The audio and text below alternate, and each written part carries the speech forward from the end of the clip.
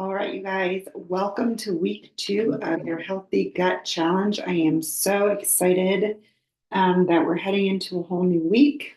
Hope you are finding some great success so far in following the Healthy Gut Diet and the 4R supplement protocol. Please know that you can reach out with any questions at any time so we can support you along the way. Tonight, I want to talk about digestion because this is one of the 4Rs with the replace phase that we're working on, and it's just so incredibly important. If you can't digest and absorb your food, your cells won't get the nourishment that they need to function properly. And many health issues begin because people aren't fully digesting or they're not absorbing their food. Now, this can occur for 5 main reasons. Poor chewing and rushed eating is a big one. Hydrochloric acid insufficiency, bile salt insufficiency, digestive enzyme insufficiencies. So let's talk about these for a few minutes. We live in a very rushed culture. I think you can probably feel that. We're masters at multitasking. I know myself am one of those people. And the result of this way of life is that often we don't chew our food well or even pay much attention to what we're actually eating and when we're eating.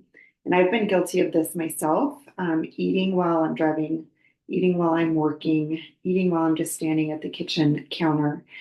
And there is a reason we have teeth, and the simple act of chewing our food properly can dramatically improve our health. So if you can remember, the role of our mouth is to digest our food. It's when we mechanically digest our foods, we're breaking down our foods into a substance to then swallow so our stomachs can go to work. And while we're doing this, we release a certain enzyme that really helps to digest our carbs and our fats. So while we're mechanically breaking down our food, we want it to mix with our saliva. So it is custom to chew each bite 30 times. Are you doing that? Are you doing 5 times? Are you doing 3 times? Are you doing 10 times? I challenge you to increase the number of times you're chewing your food. And then also when drinking liquids, just slow down and pay attention to the pacing, okay? Now, hydrochloric acid insufficiency, we talked about this at the event. Hydrochloric acid is also known as HCl, and it's found in our stomach. And it is used to begin the process of protein digestion. The normal pH of our stomach is 0.8 to 1.5, so it's very, very, very acidic. If we were to pour the acid from our stomach on our hands, it would burn us. And the the mucus layer of our stomach is what protects us from this acid. Stomach acid is really our first line of defense against food poisoning, against H. pylori, parasites, fungi, and other infections. Without adequate stomach acid levels, we leave ourselves open to decreased immune resistance. Stomach acid is also what allows us to absorb so many nutrients and minerals, things like iron and calcium and magnesium and zinc and copper. So if you have a deficiency in any of these nutrients, what you really should be doing is looking first at your digestion. Do you need more hydrochloric acid? And one way to do that is through supplementation. So the pharmaceutical industry just spends billions to convince you that indigestion is because of too much stomach acid, and that's a big fat lie. It's actually because you have too little stomach acid. And those over-the-counter medications and prescription medications that you're taking also inhibit the absorption of vital nutrients. So things like iron, calcium, folate, vitamin B12, vitamin B6, and zinc. So you can have a deficiency because of not being able to digest and absorb, but you can also have a deficiency because of the medications that you're taking. So the best way to treat any type of indigestion, heartburn, reflux is not with less stomach acid, but with more. So these are some of the clues that your body is giving you that you have low stomach acid, which is going to result in not only digesting, but poor absorption of your nutrients, both from food or from supplementation. So if you're belching or burping, if you have gas, if you feel full after eating, if you're constipated, then you may have low stomach acid. But other things such as skin issues, osteoporosis, allergies, asthma. Have you ever thought about having low stomach acid being the result and the outcome of those disease dynamics? Because those are things you need to pay attention to as well. So your body's always giving you signs.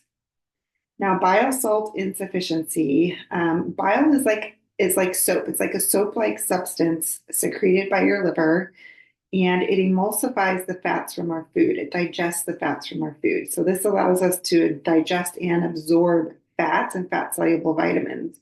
So vitamins such as A, D, E, and K. It's kind of like Dawn soap that breaks up the grease. So if you have a deficiency in any one of these nutrients, it could be due to the health of your bile. It also makes calcium and iron more available as well. So if you have deficiencies in those two nutrients, then you need to look to your bile health. Your gallbladders is what stores your bile. So you guys, I'm going to tell you right now, this is one organ in the body that doctors will easily tell you you can have removed. Over 600,000 surgeries to remove the gallbladder are performed each year. But bile is very, very important. Did you know there's a big connection to cholesterol levels and bile? I talked about this at the event. Bile is made from cholesterol, and it not only sequesters cholesterol, but it also is the main way in which we eliminate cholesterol from the body. So low bile levels in our bodies can make up to 15 times more cholesterol. So have you ever thought about your bile as being the source of your high cholesterol? Well, if you haven't, you should. High bile levels and our body stops making cholesterol. So you can have too little and you can have too much. And we don't want either one of those to happen. Cholesterol is really important. It is what helps us to make our sex hormones.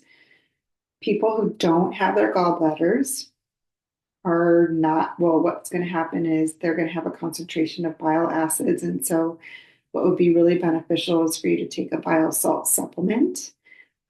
Also remember, bile is also necessary for detoxification, even for your thyroid hormone health as well.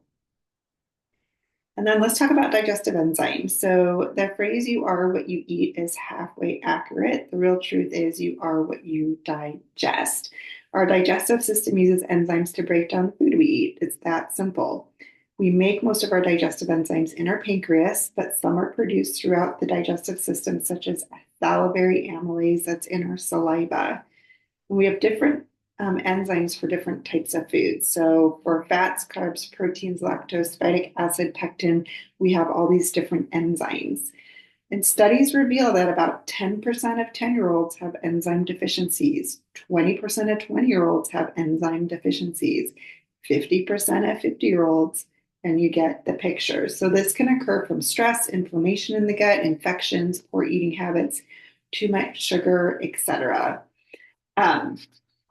So just remember that the right solution when it comes to either low stomach acid, indigestion, heartburn, GERD, not being able to digest your food is really to increase stomach acid. It's to take an HCl supplement or a digestive enzyme or even drinking apple cider vinegar.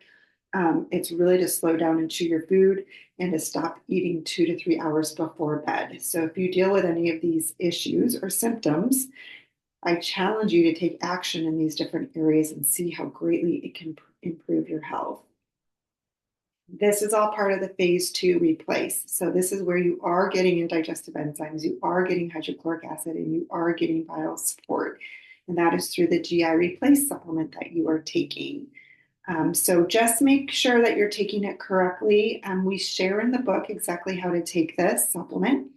I do want to point out, because I have gotten some questions, that GI replace, you should take one capsule 15 to 20 minutes before each meal.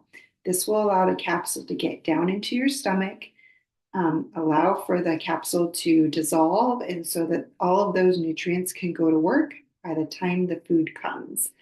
I realize sometimes you forget, and that's okay. I get it. That's life. So if in fact you did forget, then I would encourage you just to take it anyway, even if it's during the meal or right after the meal, because it is ideal to actually get some of those nutrients into your digestive system so they can go to work. But please try to take it 15 to 20 minutes before each meal. in order for it to do its job. I just want to remind you, even if you eat a healthy diet, you might be missing out on important vitamins, minerals, and other nutrients just because of the inability to digest and absorb correctly. So, this is a huge, huge part of your health, and not only for your digestive health, but your health in general. And so, please reach out if you have any questions. There's a lot about this in the book, and I'm excited that you are supporting this area of health.